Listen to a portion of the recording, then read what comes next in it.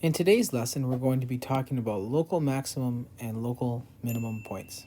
Prior to examining local maximum and minimum points, we had discussed the idea of absolute maximum and absolute minimum points. You'll notice here that this function here does not have any bounds on it. There's no constraints on the x values. So in this situation here, the end behaviors of this polynomial, if you notice here, are both tend towards positive infinity.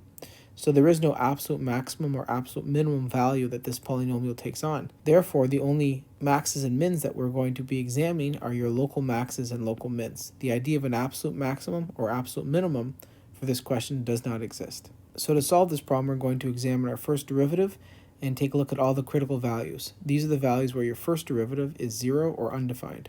The first derivative of this function is defined everywhere. Its zeros are going to be 0, 4, and -1. Now we're going to go ahead and pick numbers in each interval. If I pick something greater than 4, let's say I pick 5, we're going to have the product of a positive number, a positive number, and a positive number. So the product of three positives is positive. If I pick a number between 0 and 4, for instance, if I pick a 2, we'll get a negative, positive, positive. Product is negative. If I pick a number between -1 and 0, let's say I were to pick -1/2, we would have negative, positive, negative. And lastly, if I pick a number less than -1, we're going to end up getting negative as the result. Well, what do we know? I have a function here that has a negative slope on this interval, and then it has a positive slope on this interval.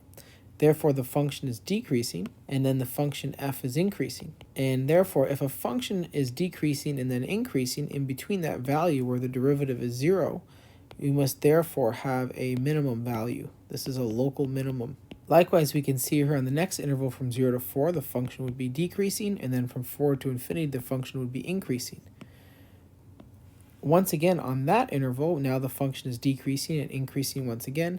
At this interval here, we would have a minimum. Locally, this would be a minimum point. In between these values, we can see here at 0 what's going on is the function is going from an increasing to a decreasing, and therefore we would have a max. And therefore now we know the intervals of increase and the intervals of decrease and the local maxes and mins. Let's go ahead and put this all together. Therefore, we know that f is a decreasing function on the interval -infinity to -1, union 0 to 4, and the function is going to be increasing on the interval -1 to 0, union 4 to infinity. Furthermore, we have a local minimum at the point -1, f at -1, which would be -1 and -4. We have another local minimum at the point 4, f at 4, which would be 0.4, -129. And lastly, we would have a local maximum at the point 0, f at 0, which is the point 0, -1. So in summary, our function f is decreasing on these intervals here and is increasing on these intervals right here. We have two local minimums, one at -1, -4, the other at 4, -129, and a max at 0, -1. Let's try another. For the next example here, again, we're looking for your local maxes and local mins. They give the function here, and we have our derivative also set up for us here. So in this situation here, we want to examine our critical values. Your critical values are the values where your first derivative is 0 or undefined. So drawing our number line here, we can see that the first derivative is 0 when x equals 1, and the first derivative is undefined. You'll notice when the bottom is 0, in which case x cannot equal 0 as well. If I pick a number greater than 1, we'll find that the input in this interval is all positive. Therefore, f prime is going to be greater than 0, and therefore my function will be increasing on this interval. Likewise, if I pick a number between 0 and 1, let's say I were to pick a half, we're going to end up getting a negative value in this interval. In this case here, f prime at x is less than 0, and my function is decreasing.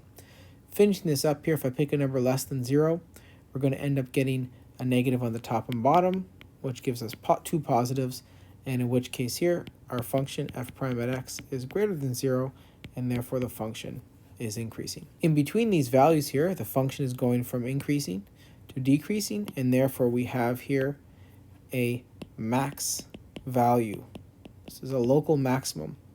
Likewise, in the next interval, the function is going from decreasing to increasing, and therefore we have a minimum value. Let's go ahead and put this all together. Putting this all together, we have our function f is going to be increasing from negative infinity to 0, union 1 to infinity, and the function will be decreasing from the interval 0 to 1.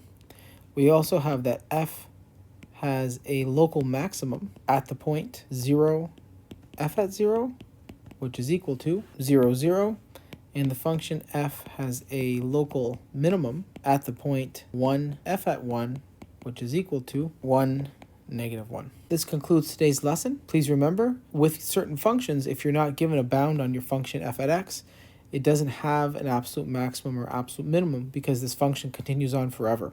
So then the concept becomes talking about local maxes and local mins, and that's all about your derivative, and the only way to identify a local maximum or local minimum is to see a change in value.